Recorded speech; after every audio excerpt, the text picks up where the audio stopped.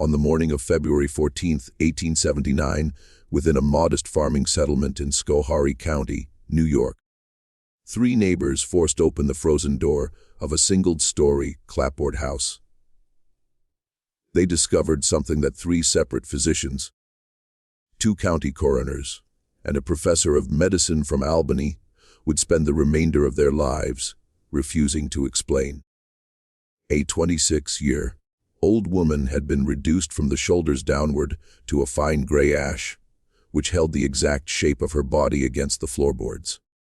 Her head, her left forearm, and one stocking foot remained entirely untouched. The chair in which she had been sitting was barely scorched. The wooden floor beneath her bore a dark oval stain no larger than a serving platter. Not a single curtain, not a single book, and not the oil lamp 3 feet from her elbow had caught fire. Her name was Ruth Payne. What happened to her inside that locked house during the coldest night of that winter was reported in 4 county newspapers, debated in at least 11 medical journals, and then, within 18 months, deliberately erased from every official record the county possessed. Before we continue with the story of Ruth Payne and the house on Cobble Hollow Road, if you are hearing this story, take a moment to subscribe to the channel and leave a comment telling us which state or city you are listening from tonight. We want to know where our listeners are because what you are about to hear was almost buried forever. The people who tried to bury it had more reasons than you can imagine and more power than you would like to believe a handful of ordinary men could ever have possessed.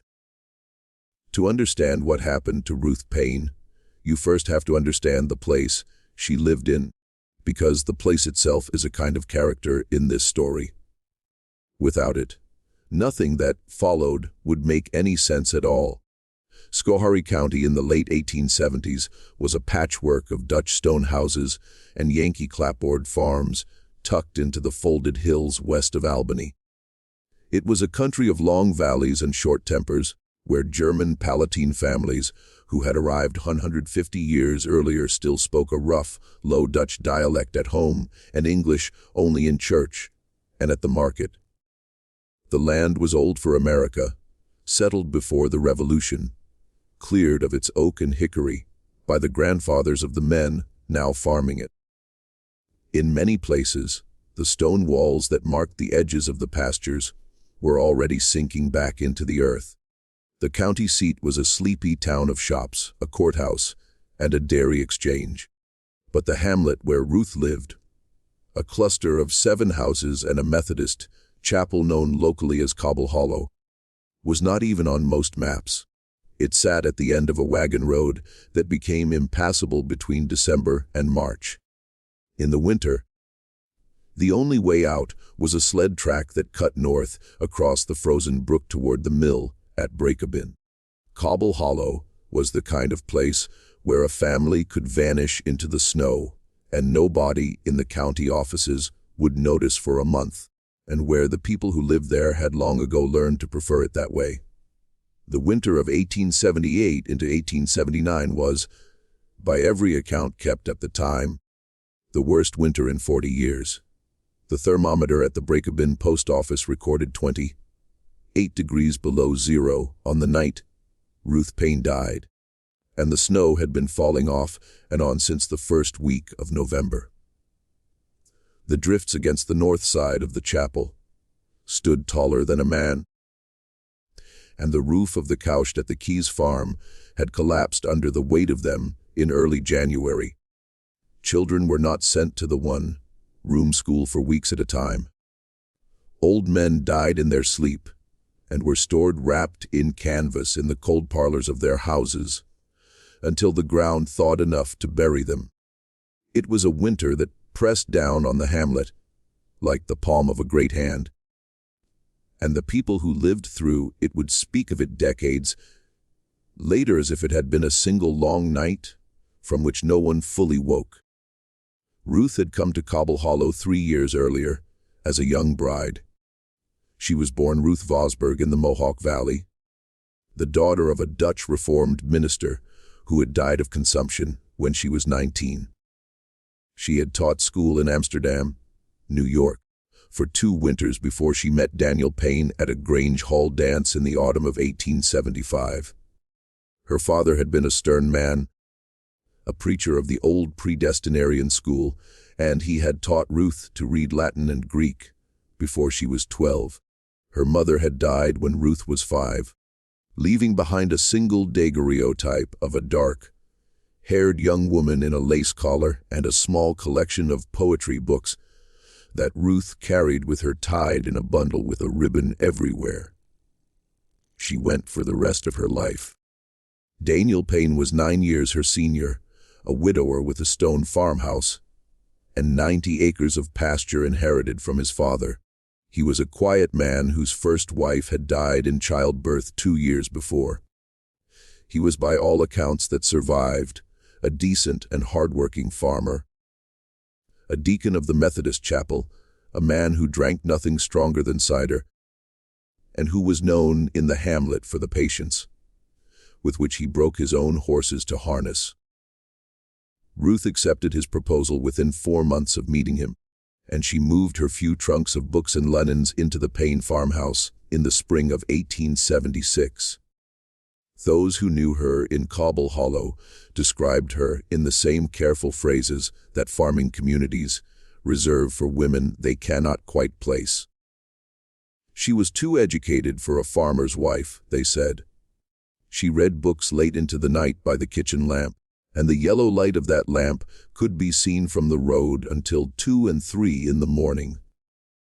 A small, steady square against the enormous darkness of the surrounding hills. She kept a journal in a cedar box beside her bed. She had studied French at the Amsterdam Academy, and she corresponded through letters that traveled by mail coach and rail with at least 3 women in Albany and 1 in New York City, whose names did not appear in any church register in the county. She was not unfriendly. She attended the chapel every Sunday morning, sitting in the 3rd pew from the front with her gloved hands folded over a small black prayer book, and she sang in a thin but surprisingly sweet soprano that carried over the deeper voices of the farmers around her. She brought preserves to the sick. She taught the small Cobble Hollow Sunday school class of 7 children. The children, by the account of one woman who had been among them and who lived until 1937, adored her with the peculiar, fierce loyalty that rural children reserve for any adult who treats them as if they might one day be interesting. But she was not. The neighbors would later tell the coroner, quite one of them. There was a stillness in her that they did not know what to do with. There was a way she had of looking at a conversation from a little distance, as if she were listening for something underneath the words.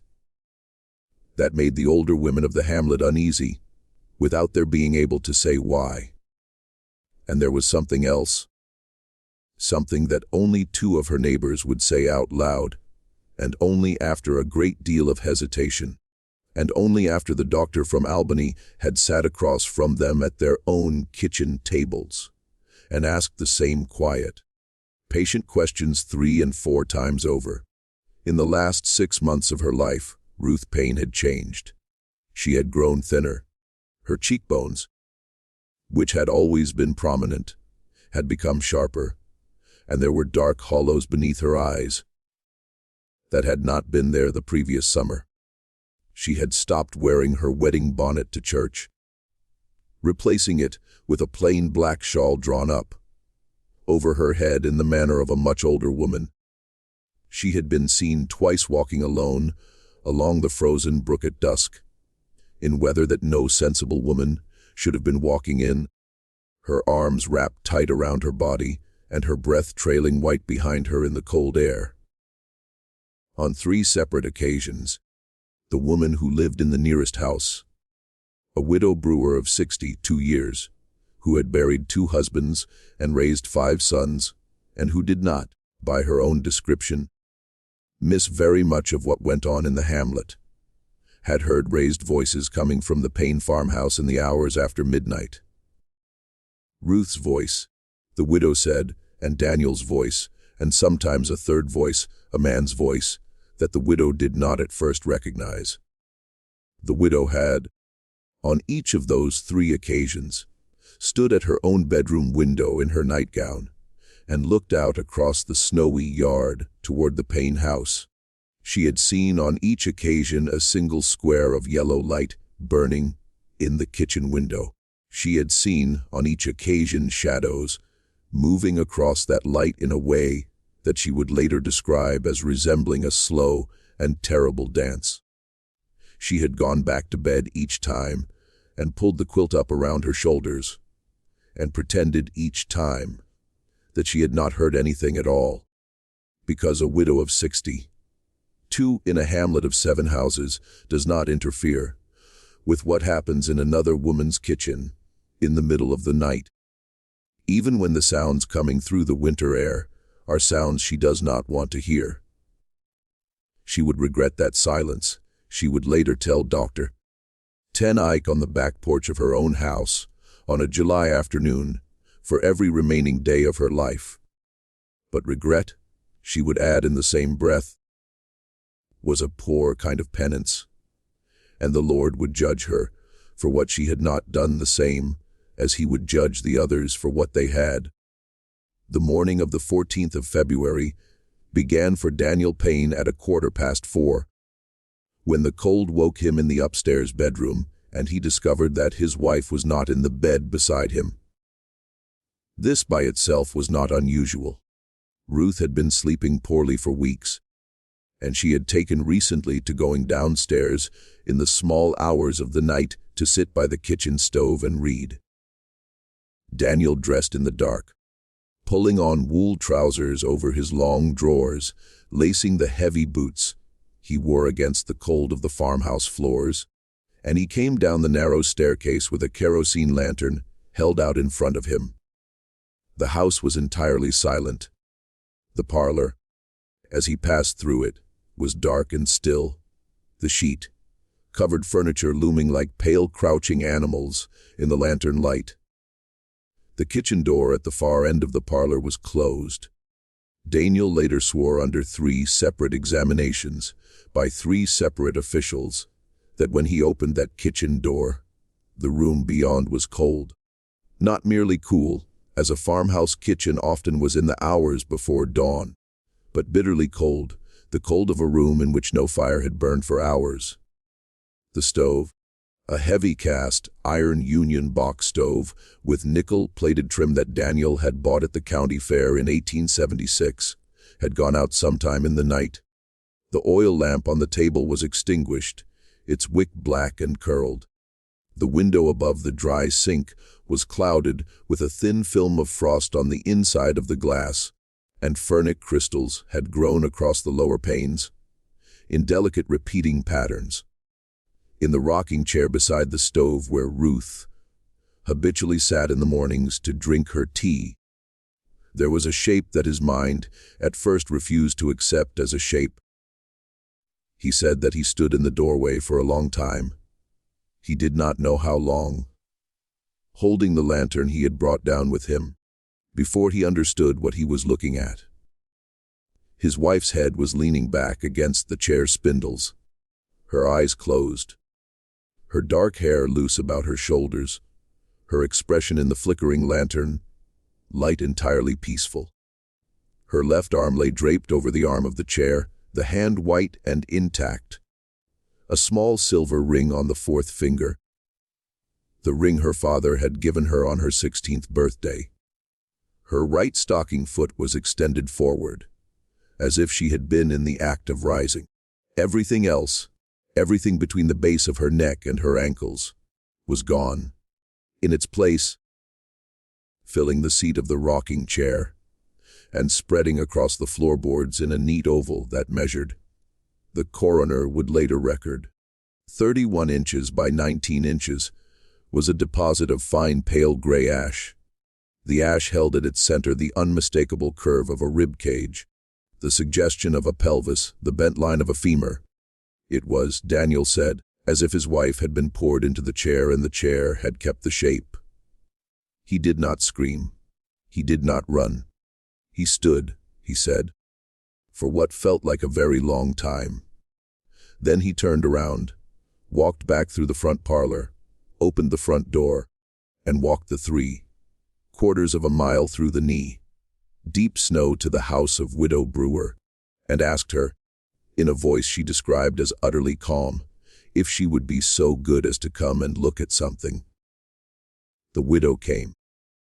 She was not a woman who required much persuading. When a neighbor appeared at her door before dawn, she brought with her the hired man from the adjoining farm, a Palatine German named Josiah Keyes, who had been awake in the barn already, milking his cows by lantern light. Josiah brought his younger brother Hendrik, who rode the sled track north to break a bin to fetch the doctor. By 10 o'clock in the morning, 4 men and the widow were standing in the Payne kitchen, and none of them could speak. The kitchen by daylight was almost ordinary. It was a square room, perhaps 14 feet on a side, with a plank floor worn smooth by 3 generations of Payne feet, a large pine table in the center, a dry sink against the east wall, a cupboard against the north wall containing the household's modest collection of dishes, and the cast iron stove against the south wall, its belly still cold, its door closed. The small brass draft lever at its base was still open to the position. Ruth must have set it to before she fell asleep. Above the stove, on a wooden rack, hung a row of copper pans polished to a dull shine.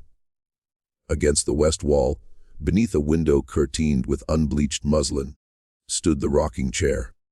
In the rocking chair was what was left of Ruth Payne.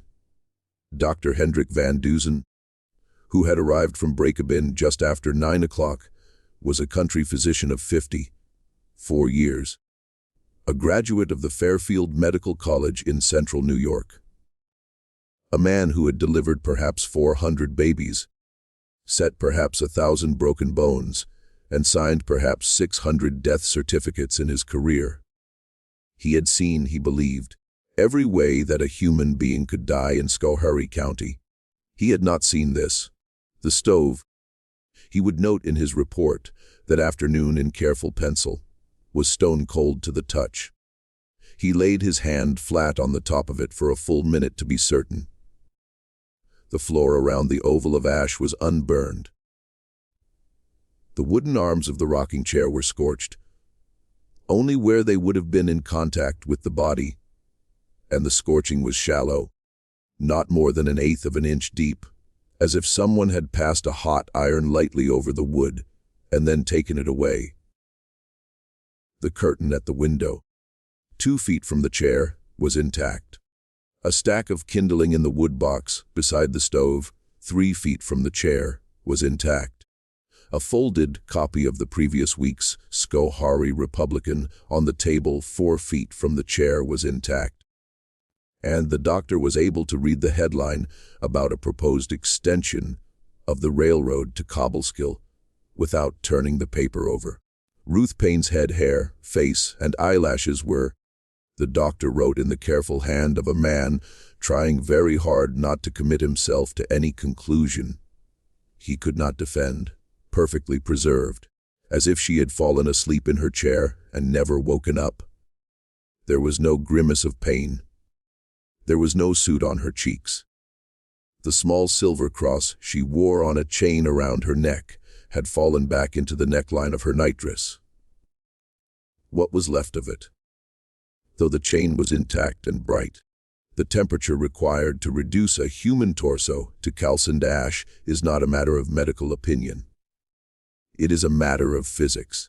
A cremation furnace in the year 1879 operated at a minimum of 400 degrees Fahrenheit and required between 2 and 3 hours of sustained directed heat to reduce a body to the condition in which Ruth Payne had been found. No fire of that intensity could have burned within 3 feet of unscorched wood. No fire of that duration could have left her face and hair untouched. No fire known to medical science in the winter of 1879 could have confined itself so precisely to the soft tissue of a single human trunk. The doctor closed his notebook. The widow crossed herself in the Catholic manner, though she was a lifelong Methodist, and only afterward realized that she had done it. Josiah Keyes, who had fought at Gettysburg as a boy of 19, and had seen men burned in the aftermath of that battle, walked outside into the snow and was sick against the side of the barn. When he came back inside, his face was gray, and he did not meet anyone's eye. There was a discussion that afternoon among the men in the kitchen. Dr. Van Dusen wanted to send for the county sheriff. Josiah Keyes, whose English was rough but whose judgment was sound, agreed. Daniel Payne, sitting on a stool in the corner of the kitchen with his hands folded between his knees and his eyes fixed on the floor, said quietly that he did not want his wife's body, what was left of her, to become a public spectacle. He said she had been a modest woman. She would not have wanted to be stared at. He said in the same quiet voice that he believed the affliction that had taken her was an affliction of a nature, a medical accident of a rare and terrible kind, and that the proper authority to consult was not the sheriff but the coroner, who could make his determination without the presence of curious neighbors. Dr. Van Dusen, who had watched Daniel closely through this speech, later wrote in a private letter to a colleague in Utica that he had never in 30 years of country practice seen a recently widowed man speak about his wife's remains with such precise and premeditated calm. If he had been a man of suspicious temperament, he might have taken that calm itself as a kind of evidence. But he was not a man of suspicious temperament. He was a tired country doctor in the middle of the hardest winter of his life, standing in a kitchen where something impossible had happened, and he did what tired country doctors in such circumstances usually do. He accepted the husband's wishes. He sent Hendrik Keyes north again on the sled track, not for the sheriff, but for the coroner. He sat with Daniel, the widow, and Josiah in the front parlor of the Payne farmhouse, with the kitchen door closed and a sheet draped over the rocking chair, until the coroner arrived late that evening. By that time, the ash had begun, in the dry, cold air of the kitchen, to sift very slightly through the cracks between the floorboards. In the weeks that followed, the story of what had happened in the Payne kitchen spread through Schoharie County, the way cold spreads through a stone wall, slowly and from every direction at once. The Schoharie Republican ran a short notice on the 16th of February, describing the death as a sudden misfortune of unexplained cause, and expressing the condolences of the community to Deacon Payne. The Cobbleskill Index 3 days later described it as a probable apoplexy followed by accidental fire, which was the diagnosis that Dr. Van Dusen had settled on after 2 sleepless nights, and which he himself did not believe. The Albany Argus, which had a correspondent in the county seat and was willing to risk a little sensationalism, printed a longer piece on the 22nd of February in which the word combustion appeared for the first time, qualified carefully by the adjective spontaneous. The piece was reprinted in edited form in 3 other regional papers over the following week. The story might have ended there, filed away as a curiosity in the back pages of a county paper, if it had not been for a physician from Albany named Dr. Cornelius Ten Eyck, who read the Argus piece over his breakfast coffee on the morning of the 23rd of February. By that same evening, he was on the train west with a leather satchel full of instruments and an unshakable conviction that he had just been handed the case that would make his career. Dr. Ten Eyck was 44 years old, a professor of forensic medicine at the Albany Medical College, and a man whose professional ambition was matched only by his contempt for country doctors. He had, in the course of his career, published 7 papers on unusual modes of death, including a widely cited study of accidental poisonings among factory workers in Troy, and a controversial monograph on the subject of asphyxiation in infants of the urban poor. He had been waiting for more than a decade for a specimen of what the medical literature of the time referred to as preternatural human combustion. There had been, by the count of the medical journals of 1879, some 30 documented cases in Europe and North America across the preceding century, almost all of them involving elderly women, heavy drinkers, and confined spaces. The case of the Countess Cornelia Bandy of Cesena in 1731 was the canonical reference cited in every medical textbook. Ruth Paine, at 26 years old, a teetotaler and a woman in visibly good health only days before her death, did not fit the pattern. For Dr. Ten Eyck, that was precisely the point. He arrived in Cobble Hollow on the morning of the 25th of February, 11 days after Ruth's death. He traveled from the Breakabin station by hired sleigh, wrapped in a bearskin robe, his satchel at his feet, and he would later describe the approach to the hamlet as the strangest visual impression of his adult life. The snow had begun again during the night. The 7 houses of Cobble Hollow stood in a rough line along the frozen brook, their dark roofs frosted white, their chimneys smoking in thin gray plumes. Beyond them, the hills rose in a series of long, pale folds under a sky the color of slate. There was no sound except the creak of the sleigh runners and the breath of the horse. Not a dog barked, not a child shouted. The hamlet looked, he wrote, like an engraving from a German fairy tale, the kind in which something terrible has just happened inside one of the small, tidy houses, and no one has yet noticed. He was met at the door of the Payne farmhouse by Daniel, who had not, as far as anyone in the hamlet could tell, wept once in the intervening 11 days. Daniel was a tall man, 6 feet and some inches, with the long, slightly stooped frame of a man who had spent most of his adult life bending over plows and fence rails. His hair was sandy brown, thinning at the crown, combed severely back from a high forehead. His eyes were pale blue and widely set, and they had in them, Dr.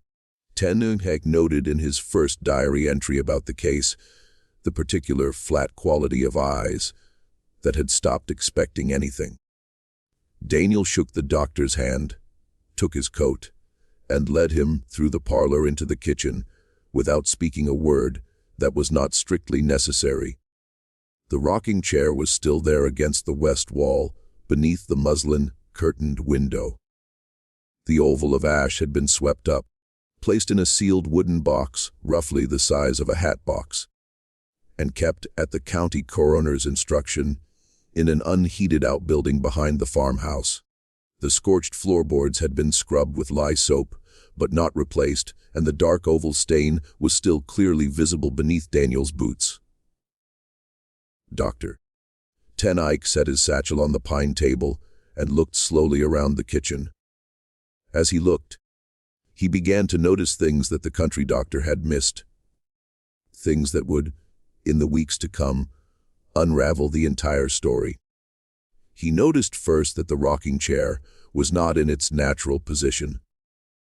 It had been moved at some point before Ruth's death, perhaps 3 feet forward from the wall, into an open area of the kitchen, where there was no obvious reason for anyone to have placed it. The natural position for the chair, given the layout of the room and the habitual warmth of the stove, was against the wall where it now stood, but the faint wear patterns on the floor showed that it had been dragged forward and then returned. He noticed that the cupboard directly behind the chair, a tall pine cupboard with 2 upper doors and 2 lower doors, contained in its lower compartment a set of ceramic jugs that were, when he opened the door and lifted one, far lighter than they had any right to be. Daniel, when asked what had been in them, said that they had held coal oil for the lamps, but that he had used up the supply during the long nights of the winter. Dr. Ten Eyck, who had counted the jugs and noted their combined capacity, did not say what he was thinking. He noticed that the floor beneath the rocking chair, where the scorched oval stain was not at the center of the kitchen but offset, pushed away from the stove and toward the window. He noticed that the rag rug, which had always, according to the widow brewer's later testimony, lain under the rocking chair, had disappeared sometime in the past several months and had not been replaced. He noticed that the small pedestal table that had always stood beside the rocking chair, the table on which Ruth kept her tea and her book, was also missing. Daniel said he had broken it up for kindling in a winter as hard as that one. No one found this remarkable. Dr. Ten Eyck made a small, careful note in his pocketbook and said nothing. Dr. Ten Eyck, over the course of the next 3 days, measured every surface in the kitchen, collected samples of the ash, interviewed Daniel, the widow brewer, Josiah Keyes, and the minister of the Methodist chapel. He rode the sled track into Break-a-Bin to examine the house, where Ruth had grown up before her marriage. He spent an afternoon in the small records office at the county seat, examining the deed books, the tax rolls, and the marriage register for the past 10 years. What he found, and what he wrote in the unpublished notebook that survived him and was purchased 61 years later by a private collector in Cooperstown, has never been reproduced in any medical journal. The notebook runs to 187 pages in Dr. Ten Eyck's cramped, educated hand, and it contains, among many other things, 3 observations that he would eventually come to see as the 3 pillars on which the entire case rested. The first observation, recorded on the 2nd day of his stay, was that Ruth Payne had in the final month of her life purchased from the general store in Break-a-Bin a total of 19 gallons of coal oil, a kerosene-based lamp fuel widely used in rural New York at the time. 19 gallons was an amount far in excess of what the Payne household could have consumed for lighting in that period. A normal farmhouse of the region, with 3 or 4 lamps in regular use, consumed perhaps 2 gallons a month in the winter. The Payne household had only 2 lamps. Daniel, when pressed, could not account for the discrepancy. He said his wife had been responsible for household purchases. He said he had not noticed. He said she had once mentioned to him a plan to varnish certain pieces of furniture in the spring, and he supposed the oil might have been intended for that. Dr. Ten Eyck, in the margin of his notebook beside this entry, wrote a single word: improbable.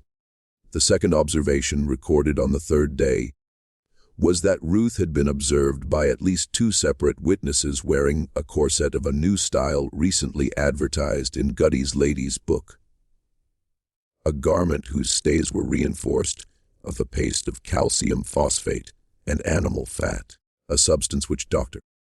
Ten Eyck noted in careful Latin was highly susceptible to the formation of phosphorus compounds under conditions of prolonged body heat. The corset had been a gift, the widow brewer said. Ruth had shown it to her in October, laid out in its box with a ribbon around it, and had said in a voice that the widow remembered as unusually quiet that it had come from a gentleman admirer of many years ago who had sent it to her as a token of continued friendship. The widow had not asked who the gentleman was. She had seen Ruth wear the corset on several occasions afterward under a black wool dress that Ruth had taken to wearing in the evenings when she expected no visitors. The third observation, the one that Dr. Ten Eyck underlined twice, and then in a different ink and apparently at a much later date, circled 3 times, was this: Ruth Payne was at the time of her death in the early weeks of a pregnancy. That pregnancy, according to the dates that Dr. Payne carefully reconstructed from the testimony of the widow and from 3 letters he was eventually permitted to read, could not possibly have been the child of her husband. Dr. Payne returned to Albany on the 28th of February and began, with the methodical patience of a man who had waited his whole career for exactly this, to assemble the rest of the story. He wrote letters to every address in the bundle of correspondence Daniel had grudgingly allowed him to examine. He interviewed, over the course of the next 4 months, every person in the Mohawk Valley who had known Ruth Vosburgh before her marriage. He traveled twice to New York City to consult with a colleague at the Bellevue Hospital Medical College on the chemistry of slow combustion. He spent a week in the Public Records Office of Albany County. He sent a young assistant to copy out, from the dusty ledgers of a small printing shop on State Street, every name that could be recovered from the account books of a certain quarterly publication that had been printed there between 1870 and 1875. By the end of the summer of 1879, he had constructed a picture of Ruth Payne's life that was, to anyone who had known only the quiet minister's daughter and dutiful farmer's wife of Cobble Hollow, almost entirely unrecognizable. Ruth Vosburgh, before her marriage, had been a member of a small and discreet society in Albany that met in the back rooms of that same printing shop on State Street, and that described itself, in the letters Dr. Payne was permitted to copy, as a circle for the advancement of rational womanhood. The circle was composed of teachers, a handful of unmarried daughters of merchant families, 2 journalists, and 1 physician. A woman named Dr. Harriet DeForest, who had taken her medical degree in Geneva, Switzerland, some 20 years earlier, and who practiced without a license from the state of New York, in a consulting room above a milliner's shop on Broadway. The circle read the works of Frances Wright and Margaret Fuller.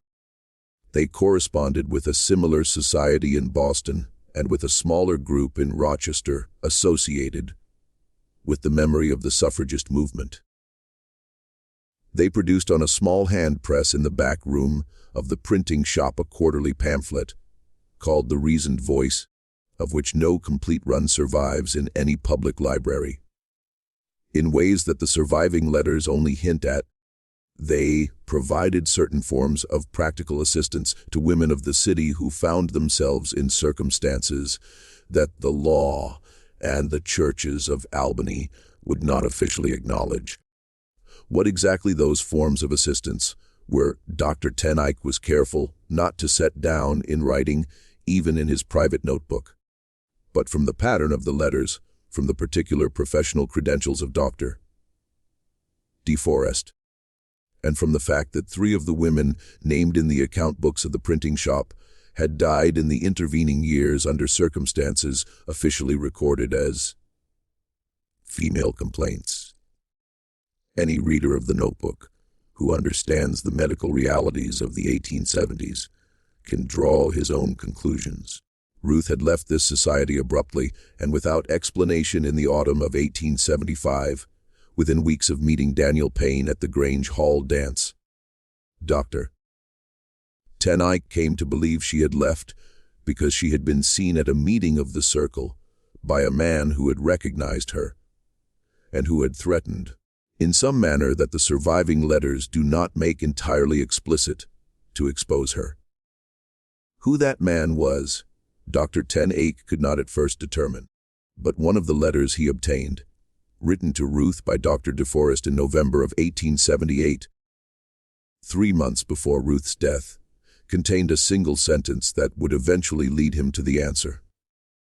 The sentence read, in its entirety, "I fear, dear Ruth, that the gentleman from Cobble Hollow has not forgotten you, and if he should come to the house on Broadway again, I cannot promise that I will be able to send him away a second time. The gentleman from Cobble Hollow was not Daniel Payne. Daniel Payne, at the time the letter was written, had never been to Albany in his life. The gentleman from Cobble Hollow was, as Dr.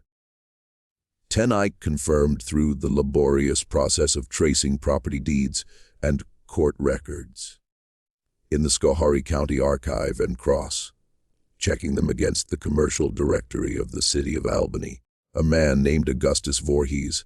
He was 48 years old, a textile merchant who owned a substantial summer house 3 miles from the Payne farm, and who spent the months of June through September in the hamlet every year.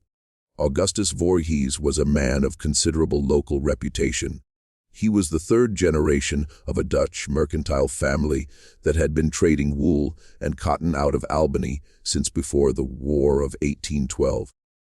He was a member of the Albany Chamber of Commerce, a trustee of 2 banks, a communicant of the Second Reformed Church, and the owner of a 4-story brick house on Washington Avenue in the better part of the city. He was married to a woman of fragile health who rarely left the Washington Avenue house, and he had 3 grown daughters, all married to respectable men. He was, by every measurable standard of the 1870s, a man of unblemished public character. He was also, and this was the detail that made Dr. Payne set down his pen and sit for a long time staring out the window of his study in Albany on the evening of the 2nd of July, 1879. The uncle of Daniel Payne's first wife. He was the man who had introduced Daniel to his first wife 12 years earlier, at a family picnic at his summer house in Cobble Hollow. He was the man who had paid out of his own pocket for the carved marble headstone that stood in the Cobble Hollow churchyard over the grave of that first wife. He was the man who had, by the testimony of the widow Brewer, when Dr. Payne pressed her a second time, been seen entering the Payne farmhouse on at least 4 occasions during the summer and autumn of 1878, always while Daniel was out in the far pasture, always staying for more than an hour, and always leaving without speaking to anyone in the hamlet. He was the man whose voice the widow would eventually confess to Dr. Payne in a whispered conversation on the back porch of her house on the afternoon of the 15th of July, 1879. She had recognized as the 3rd voice raised in argument in the Payne farmhouse in the small hours of the night. 3 times in the final months of Ruth's life. Dr. Payne was not, by temperament, a man who jumped to conclusions. He spent the autumn of 1879 assembling what he had learned into a careful scientific monograph, intending to present it before the Albany Academy of Medicine in January of the following year. The monograph argued, with great care and with an abundance of chemical diagrams, that Ruth Payne had died of a rare but not unprecedented conjunction of physiological and environmental circumstances. It proposed that the calcium phosphate in her corset stays, warmed by prolonged body heat and by the vapors of the 19 gallons of coal oil that had been stored, he had discovered in the course of his investigation, in a cupboard directly behind her chair, had undergone a slow chemical transformation producing small quantities of white phosphorus. It proposed that this phosphorus, ignited either by a stray ember from the stove or by a momentary frictional spark from her own movement in the chair, had initiated a slow combustion confined to the fatty tissues of her torso, a process similar to what was then known among undertakers as the wick effect.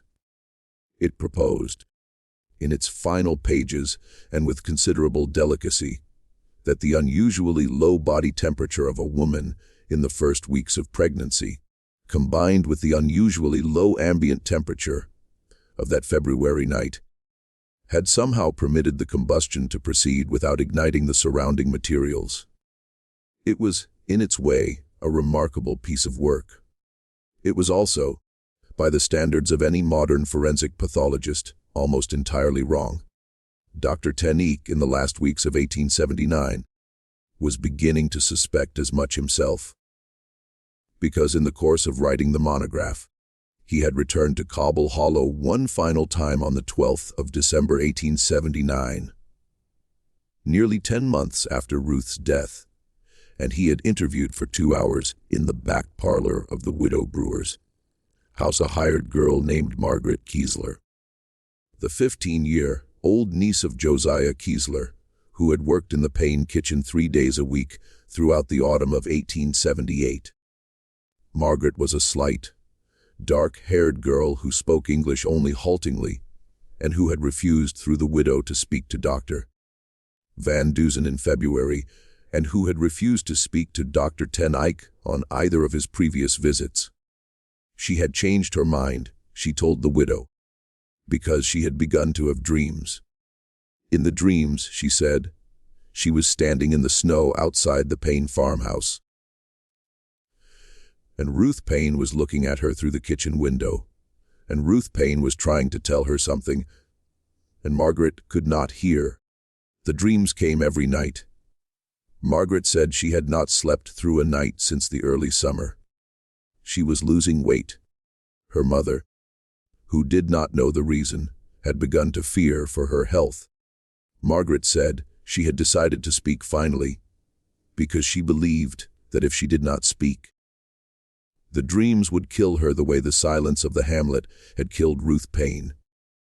What Margaret told him, in low Palatine German, that the widow translated sentence by sentence, changed everything.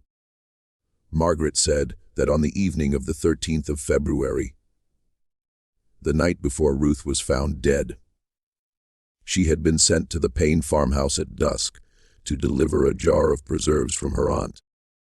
It had been snowing lightly. The last of the daylight had been going out of the sky, and the path between the houses had been trackless. Margaret had taken almost half an hour to cover a distance that would normally have taken her 10 minutes. She had knocked at the front door of the Payne farmhouse, and no one had answered. She had waited. She had knocked again, more loudly, her knuckles stinging in the cold. She had thought she heard, through the heavy door, the sound of a man's voice speaking sharply in the kitchen, but she could not be sure. No one came to the door. She had walked around the side of the house to the kitchen window, intending to leave the jar on the porch, where Mrs. Payne would see it in the morning. Through the kitchen window, the window above the dry sink, whose curtain on that evening was drawn back rather than closed, Margaret had seen 3 people inside. Ruth Payne had been sitting in the rocking chair.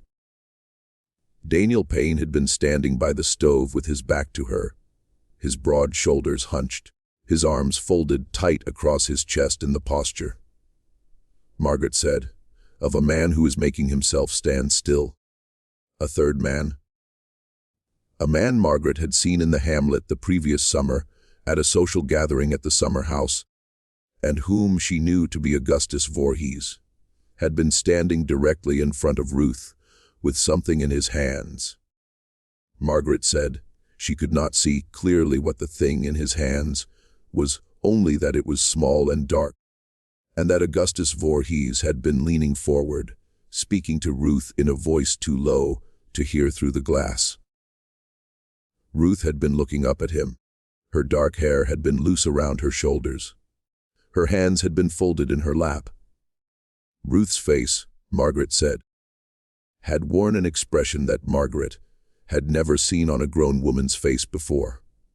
An expression that Margaret, fumbling for the word in her 2 poor languages, described in the end as the look of a rabbit that has just understood the snare. The 3 figures, Margaret said, had held the tableau for several seconds. Then Augustus Voorhees had reached out with one hand and taken hold of Ruth's wrist, and Ruth had not pulled away, and Daniel had not turned around. Augustus Voorhees had spoken a single word, Margaret thought, in a harder and louder voice than before, though the glass had muffled it, and Ruth had nodded once and had closed her eyes. Margaret had run back to her aunt's house without leaving the preserves, The jar was later found frozen solid in a snowdrift at the edge of the Payne property, where Margaret had dropped it in her flight. She said she had not told anyone, not even her aunt, because Augustus Voorhees had once given her father a loan during a bad harvest year that her father had not yet repaid, and because a girl of 15 in Cobble Hollow in 1878 did not accuse a wealthy merchant from Albany of anything. She said she was telling him now. The doctor from the city, because she could not sleep, and because the face she had seen through the kitchen window had become the face she saw behind her own eyelids every night. She believed, though she could not prove it, and did not expect the doctor to believe her, that whatever had happened in that kitchen after she ran away had not been an accident, had not been a natural thing, and had not been anything that the chemistry in the doctor's books would ever be able to explain. Dr. Ten Eyck returned to Albany on the evening of the 14th of December 1879, carrying in his satchel the notes of his interview with Margaret Kiesler and a small muslin bag containing a sample of the ash that had been swept from the floor of the Payne kitchen months before. He went directly, not to his house on Elk Street, where his wife was waiting with a late supper, but to his laboratory on the second floor of the medical college. Working through the night by the light of 2 gas burners, he performed a series of chemical tests on the ash that he had not had the opportunity, or perhaps the motivation, to perform before. He tested for the presence of standard combustion residues.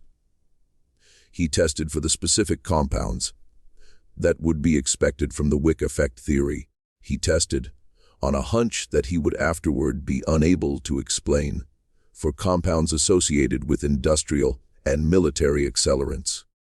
What he found by 3 o'clock in the morning of the 15th of December was this: the ash contained, in quantities that could not plausibly be accounted for by the combustion of human tissue alone, measurable traces of potassium nitrate, sulfur, and fine charcoal, the 3 ingredients, in the precise proportions that Dr. Ten Eyck's tests revealed, of black powder. Not the residue of black powder that had been fired, in the manner of a firearm or a charge, but the residue of black powder that had been burned slowly in the open under controlled conditions, in the manner an apothecary or a pyrotechnist might burn it, to produce a specific chemical effect or a specific quantity of directed heat. Dr. Ten Eyck sat at his laboratory bench for a long time that night. He put out the gas burners one after the other and sat in the dark. The first gray light of morning found him still, sitting there, his hands folded on the bench in front of him. He understood now what had been done to Ruth Payne.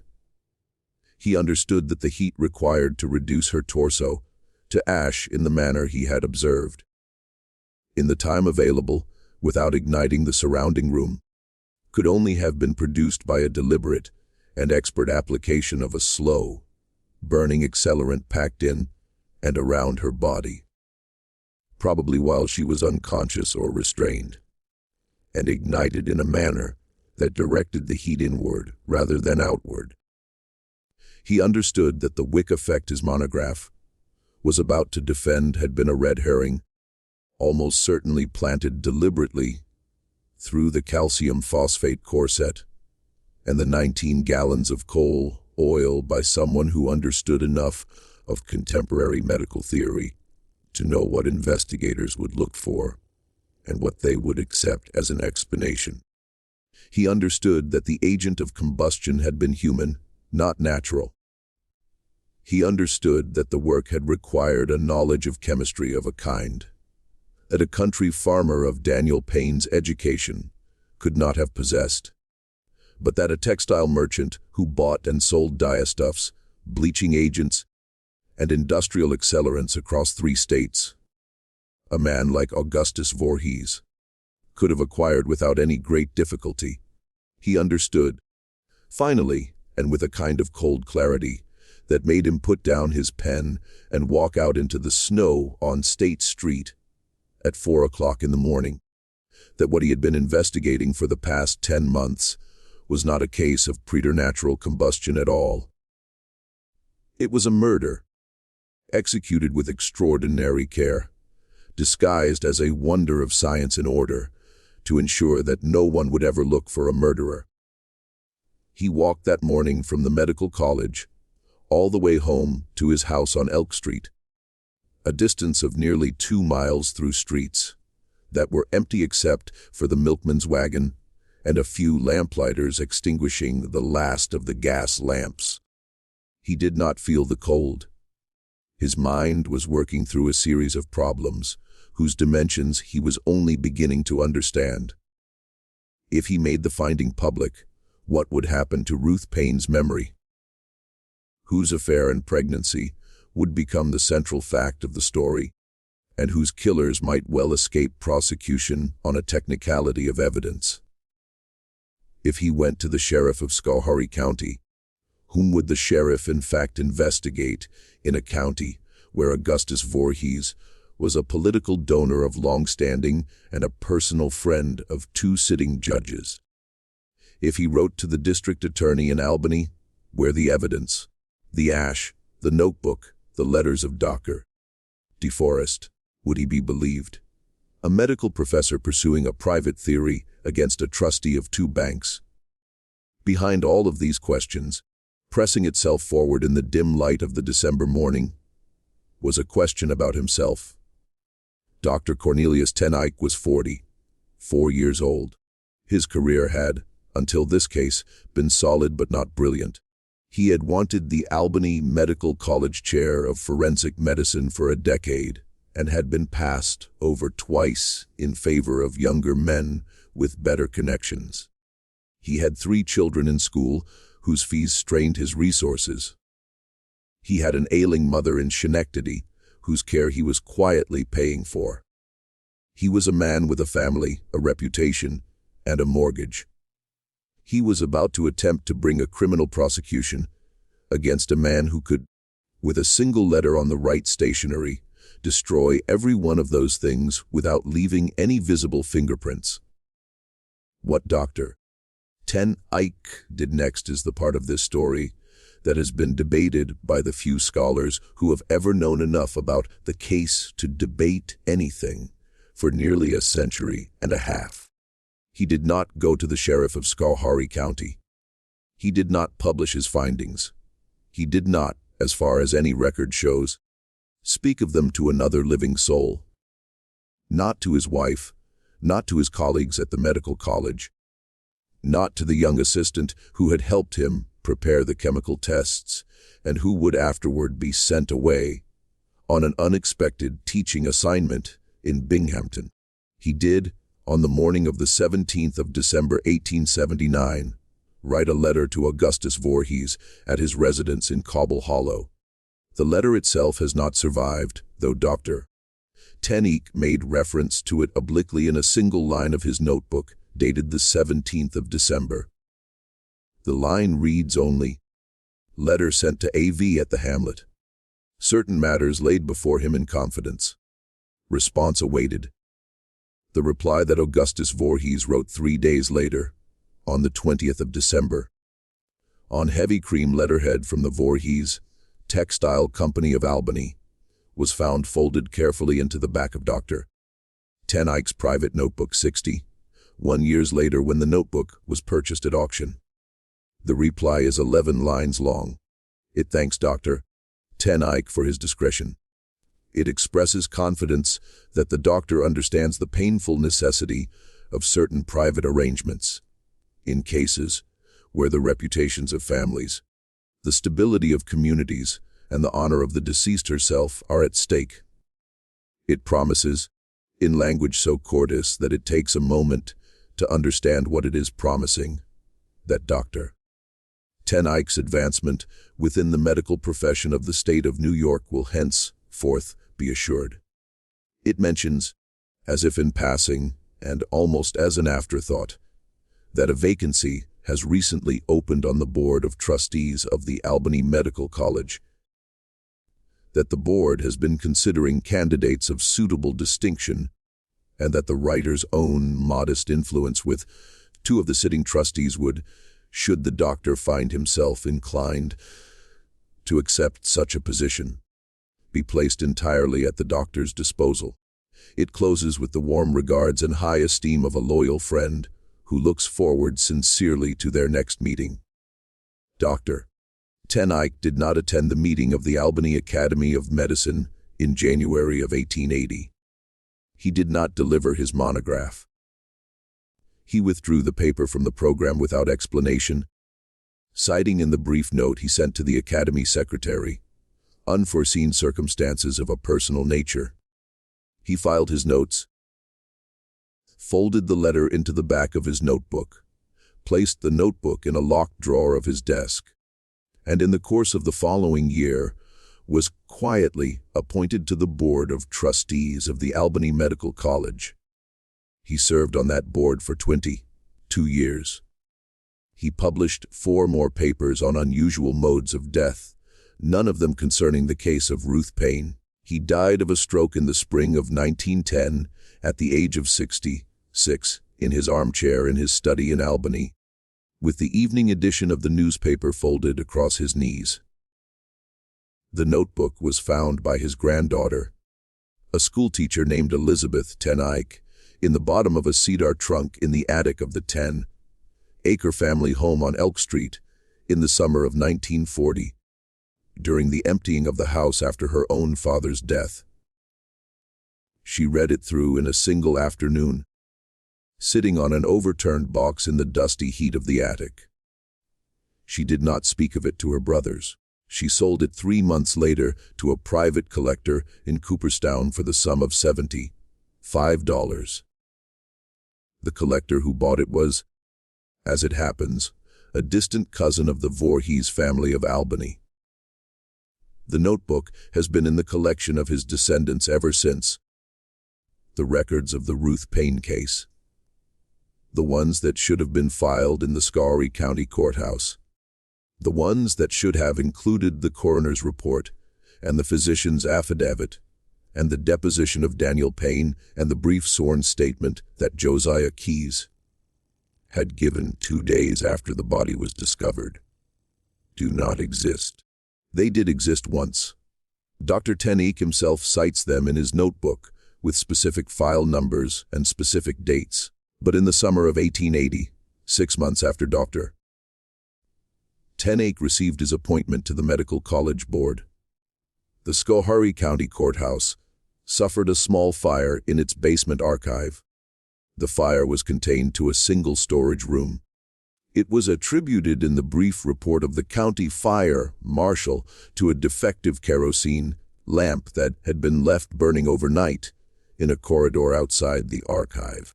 It destroyed, according to the brief notice published in the Schoharie Republican on the 9th of August 1880, a quantity of miscellaneous papers of no great consequence.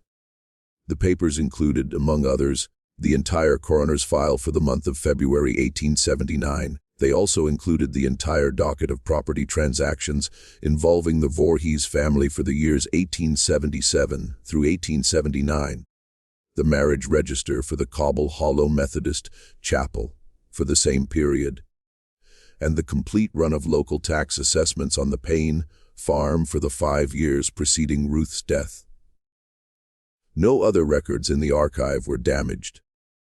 The defective kerosene lamp, which was extensively mentioned in the fire marshal's report, was never produced as evidence, and the corridor in which it had supposedly been left burning was never, according to the testimony of the courthouse janitor, who read the marshal's report 3 years later, and shook his head at it, a corridor in which any lamp was ever kept.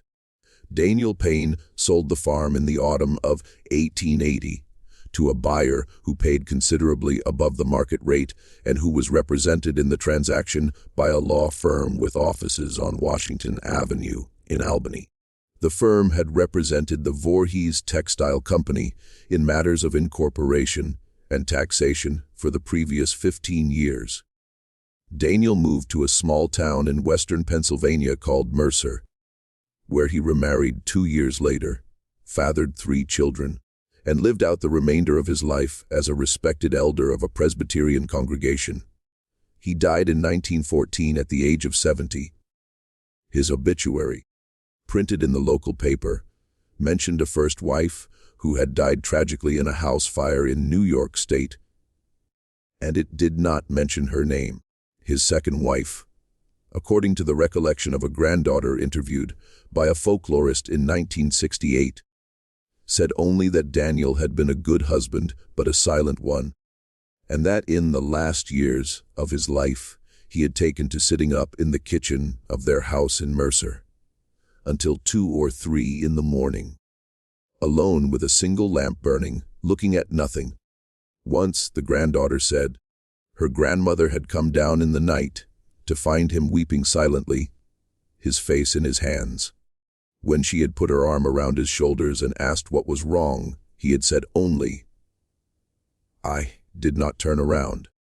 I should have turned around." He had never explained what he meant. He had never said it again. Augustus Voorhees continued to summer in Cobble Hollow for another 15 years. He expanded the textile company, opened a second office in Boston, and served 1 term in the New York State Senate, where his principal legislative achievement was a bill raising the penalties for the corruption of public morals. He endowed, in 1893, a chair in moral philosophy at a small college in Schoharie County, the endowment of which stipulated in the founding documents that the holder of the chair was to deliver once each year a public lecture on the subject of the Christian virtues of temperance, chastity, and reserve. He died in 1900 at the age of 70, 8 of complications following a minor surgery. He is buried beneath a white marble monument in the Cobble Hollow churchyard, within sight of the smaller weathered stone that marks the grave of Ruth Payne. The inscription on his monument reads, "A merchant of integrity, a friend of virtue, a pillar of the community." The inscription on Ruth's stone, which Daniel had ordered and paid for before he sold the farm and left for Pennsylvania, reads, "Ruth Payne, wife, 1852 to 1879. The Lord giveth and the Lord taketh away." The widow brewer died in 1884 of pneumonia in her own bed at the age of 67. She had kept until the end of her life a sealed envelope in the top drawer of her bureau addressed to the Schoharie County District Attorney, whose contents were never disclosed to her family, and which, when discovered after her death, was opened by her eldest son and, without being read aloud, thrown into the kitchen stove. Margaret Kiesler married a farmer from the next county in 1883, raised 5 children, and lived until 1931, a woman whose neighbors regarded her as unusually quiet, and who in the last year of her life is recorded by one of her granddaughters as having said, without any context at all, that there were things a person could see through a kitchen window that they should never have seen, and that they never afterward stopped seeing. The Notebook of Dr. Tannique is today in the archive of a small private historical society in upstate New York that has chosen not to permit its reproduction or public display on the grounds, according to a statement issued by the Society's Board of Trustees in 1987, that the document contains material of a deeply sensitive nature concerning identifiable families of the region whose descendants continue to live in the county. The ash of Ruth Payne, in its sealed wooden box, was buried in an unmarked corner of the Cobble Hollow churchyard in the summer of 1880, at the instruction of the then presiding minister of the Methodist chapel, whose name has not survived because the pages of the chapel register covering the years 1878 through 1881 were, like the coroner's file at the courthouse, destroyed at some point in the late 19th century. What was done to Ruth Payne on the night of the 13th of February 1879 was done by at least two men in a locked kitchen on the coldest night of a hard winter in a hamlet at the end of a road that the snow had closed. It was done to a young woman who had once, before her marriage, belonged to a circle of other young women who had believed that the future would be different from the past, and who had chosen, when she was threatened, to leave that circle and accept a quiet life in a place where no one would ever come looking for her. It was done almost certainly because she was pregnant with a child that was not her husband's, and because the father of that child was a man who could not afford, at the age of 48, and with a sick wife on Washington Avenue and 3 married daughters and a reputation built over 3 generations of careful Dutch commerce. To have the fact known, it was done with a chemistry borrowed from the textile trade, with potassium nitrate, sulfur, and fine charcoal packed around the body of an unconscious woman in a rocking chair. And it was disguised as a wonder of science in order to ensure that the only people who might investigate it would be so dazzled by the prospect of a medical sensation that we would not think to look for a criminal. It was compounded by the quiet cooperation of a husband who had either been broken by the discovery of his wife's affair or been promised something he wanted more than his wife, or both, and who stood in his own kitchen with his back turned while another man put his hands on her.